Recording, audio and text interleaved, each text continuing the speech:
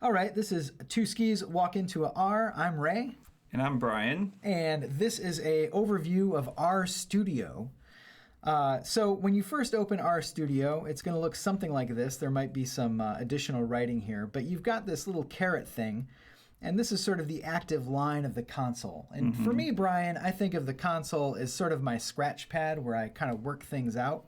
Yeah, Ray. When I'm doing my work and I'm working through the statistics and the homeworks that we're going to give you in class, we do not really want to work in the R console because there's going to be a lot of information that would be too challenging to type in line by line. So when you want to do something very quick and easy, you can work in the R console. Yeah, if I want to work something out like 6 plus 6, I forgot what that was.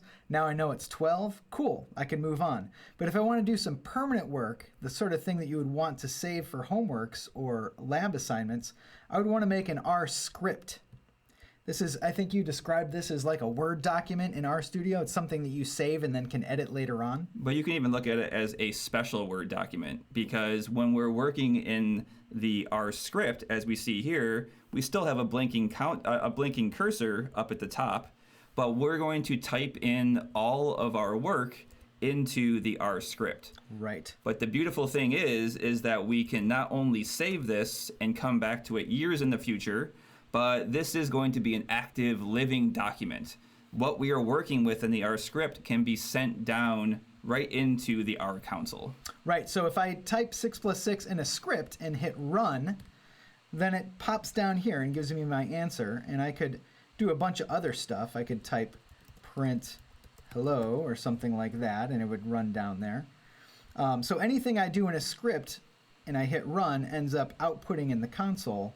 But the nice thing about the script is it saves all of that stuff. So if I actually wanted to say hello Brian, then I could edit it there and it would change it to hello Brian. And a lot of students, when they're starting to first work with RStudio and R, they want to do all of their work in the R console. Yeah, you want to do all your stuff in here, but that's wrong. That's wrong. We do not want to do that, because that is not only a waste of time, but will cause many of the headaches for someone who's first walking into the program.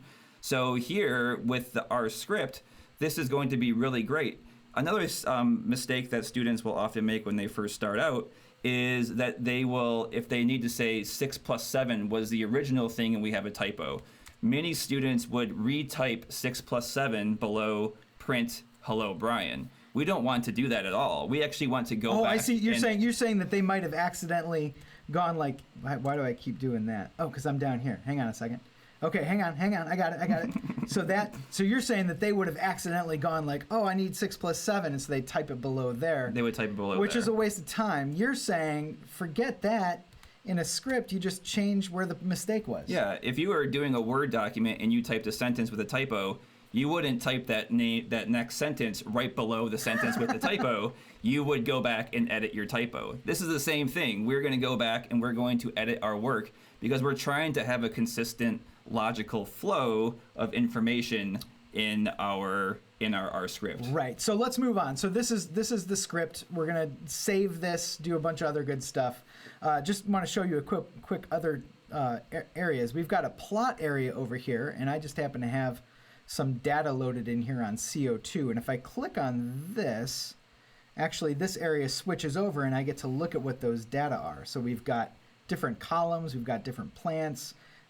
Type, treatment, concentration, that CO2 concentration, and uptake, I presume, of carbon. And what you'll see here also is it looks very similar to a Microsoft Excel document. Yep. We have not only the column names across the top, but we also have the row number of the data within that data frame. Very nice. So we can look at our data by clicking on them from over here. They appear, and I can go back to my script by clicking on that.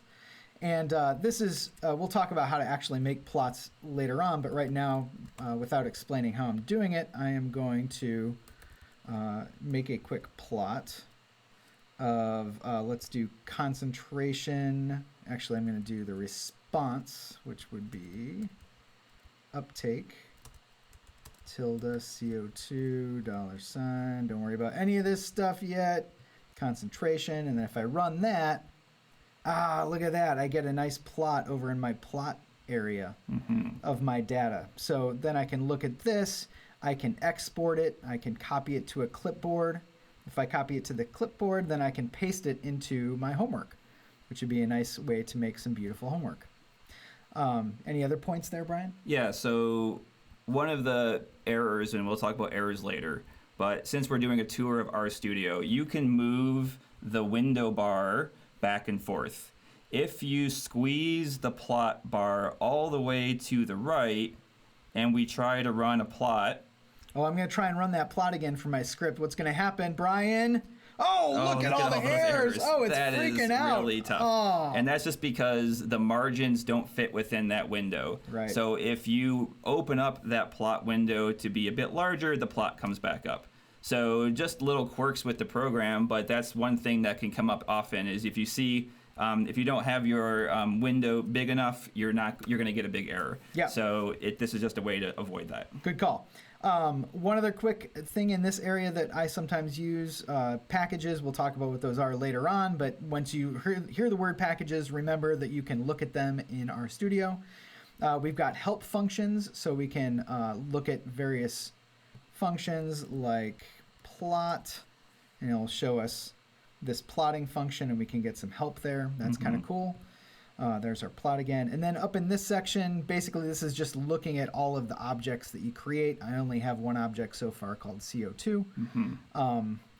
And we can get rid of all the plots with this broom. Get rid of all our plots.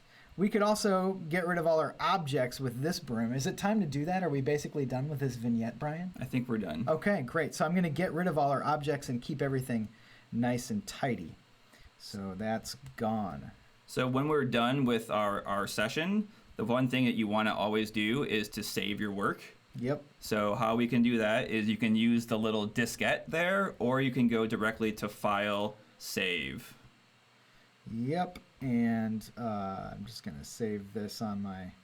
Well, anyway, I would save this somewhere with some good name. I see a lot of lame names coming in sometimes, you want to be too. informative and be nice to yourself. Yeah, if you have a descriptive name, take the extra 4 seconds to be able to make it something that you will be able to come back to. Right. Not that I'm going to come back to this, but something like that. I could even do better than that. But let's move on. Okay. Good work, everybody. See you later. Take care.